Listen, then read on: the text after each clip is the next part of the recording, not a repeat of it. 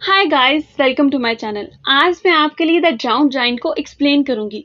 इस कहानी की शुरुआत में हमें गाड़ी के रेडियो से एक न्यूज़ सुनाई देती है जिसमें बताया जाता है कि कल रात न्यूयॉर्क में एक बहुत ही भयानक तूफान आया था जिसकी वजह से एक बहुत बड़ा डेड जायंट समुंदर से बाहर आ गया है। उस डेड जायंट को सबसे पहले एक फिशरमैन देखता है और वो पुलिस को इसके बारे में इन्फॉर्म करता है। पहले तो कोई भी उसकी बात पर यकीन करने को तैयार ही नहीं था, लेकिन जैसे जैसे लोग बीच को विजिट करने लगते हैं तो उनके पास सुनाने के लिए सिर्फ और सिर्फ जायंट की कहानियां होती हैं। इसीलिए दो साइंटिस्ट स्टीफन और माइकल भी बीच को विजिट करते हैं और बीच पर आकर वो दोनों उस जायंट को खुद अपनी आंखों से देखते हैं जिसके बारे में वो बहुत सी कहानियां सुन चुके थे।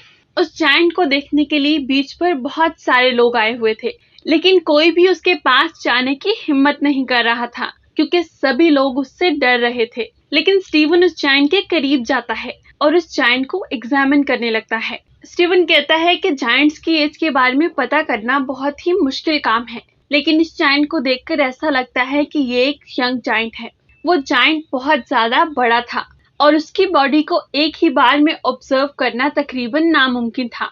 उस जायंट के साइज का अंदाजा हम इस बात से लगा सकते हैं कि उस जायंट के हाथ में समंदर का कुछ पानी इकट्ठा हो गया था और वो तालाब की लुक दे रहा था। उसके अंदर कई छोटी छोटी मछलियां तैर रही थी। स्टीवन जब अपने जैसे इंसानों को उस जायंट के साथ कंपेयर करता है तो वो ये कहता है कि ये तो इसकी अनकम्प्लीट कॉपीज हैं। स्टीवन अभी ये सब कुछ सोच ही रहा होता है कि तभी उसकी दोस्त उस जायंट के ऊपर चढ़ जाती है और वो उस जायंट के ऊपर जंप करके सब लोगों को बताती है कि इससे डरने की बिल्कुल भी जरूरत नहीं क्योंकि ये एक डेड बॉडी है। उसके बाद सभी लोग उसको फॉलो करते हुए उस डेड जायंट के ऊपर चढ़ने लगते हैं।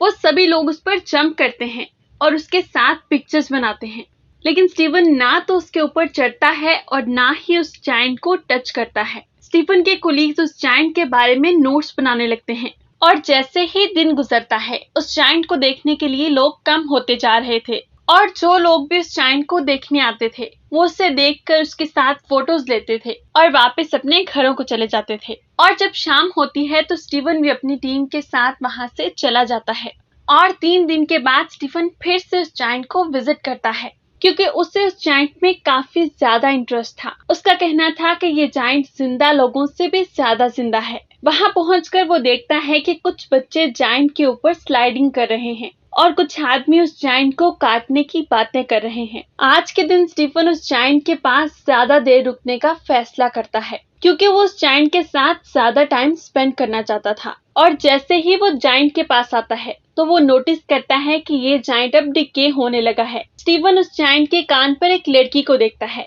जो उस जायंट के कान को चेयर की तरह यूज कर रही होती है। स्टीवन ये नोटिस करता है कि वक्त गुजरने के साथ साथ उस जायंट की यूथफुल लुक खत्म हो रही है, यानी कि अब वो जवान नहीं लग रहा था। स्टीवन ये अंदाजा लगाता है कि समुद्र में इतना अरसा रहने की वजह से जायंट के टिश्यूज डैमेज हो गए हैं जिसकी वजह से उसकी बॉडी काफी जल्दी डिके हो रही है। तभी स्टीवन उस जायंट के फेस पर एक इंसेक्ट को नोटिस करता है जो कि उस जायंट के मुंह में जा रहा था। तभी स्टीफन ये सोचने लगता है कि जब तक ये इंसेक्ट उस जायंट के मुंह के अंदर जाएगा तब तक ये जायंट डिके हो चुका होगा। उसके बाद स्टीफन हिम्मत करके उस जायंट की चेस्ट के ऊपर चढ़ जाता है और उस जायंट के ऊपर चढ़ने के बाद वो उस जायंट के बाजू को देखने लगता है जो कि आधे से ज्यादा डिके हो चुका था और उसके बचे हुए बाजू को इंसेक्ट और बर्ड्स खा रहे थे। स्टीफन देखता है कि उसकी आंखों के ऊपर एक अजीब सी कवरिंग आ गई है जो कि उसकी आंखों को एक तालाब की तरह की लुक दे रही है। स्टीफन उस जायंट की आंखों में अपना शैडो देखता है और सोचने लगता है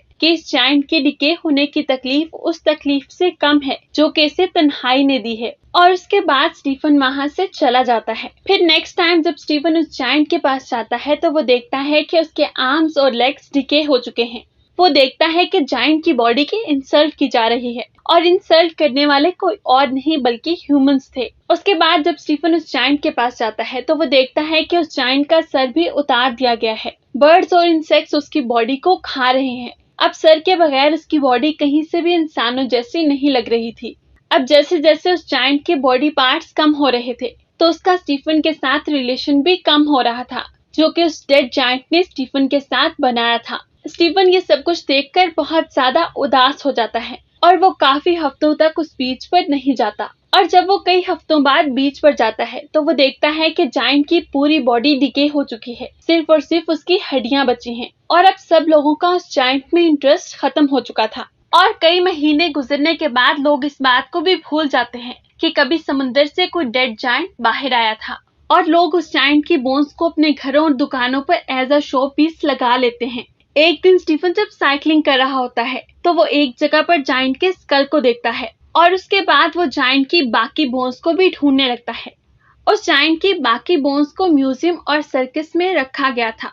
स्टीफन ये सोचता है उस जायंट की ये बोन्स उन यादों से बहुत अच्छी हैं जो कि उसके माइंड में है। स्टीफन का ये कहना था कि जिन लोगों ने भी उस जायंट को देखा था वो उसे एक मॉन्स्टर समझते थे जो कि मरा हुआ था, लेकिन स्टीफन ऐसा बिल्कुल भी नहीं सोचता था। उसके लिए आज भी वो जायंट उसकी यादों में जिंदा था। एक दिन वो जायंट स्टीफन के ख्वाब में भी आता है, जहाँ पर वो जायंट शहर में फैले हुए अपने बॉडी पार्ट्स को कलेक्ट करता है ताकि वो दोबारा समुद्र में जा सके। यहाँ पर इस प्यारी सी मूवी का एक बहुत ही डीप और इंटरेस्टिंग मीनिंग है और ये मीनिंग इंसानी लाइफ से रिलेटेड है। जैसे इंसान जब इस दुनिया में आता है तो वो अपनी पर्सनैलिटी, अपनी लुक्स, अपनी एबिलिटीज से लोगों को अपनी तरफ अट्रैक्ट करता है और कनेक्शंस बनाकर दूसरों के लिए जीता है, बिल्कुल इसी डेड जायंट की तरह। जैसे ही वो किनारे पर आया तो सभी लोग उसकी तरफ अट्रैक्ट हो गए। लोगों का हजूम उसे देखने के लिए इकट्ठा होने लगा, लेकिन वक्त गुजरने के साथ साथ जैसे जैसे उसकी बॉडी डिके होने लगी, लोग उसके एग्जिस्टेंस को ही भूल गए,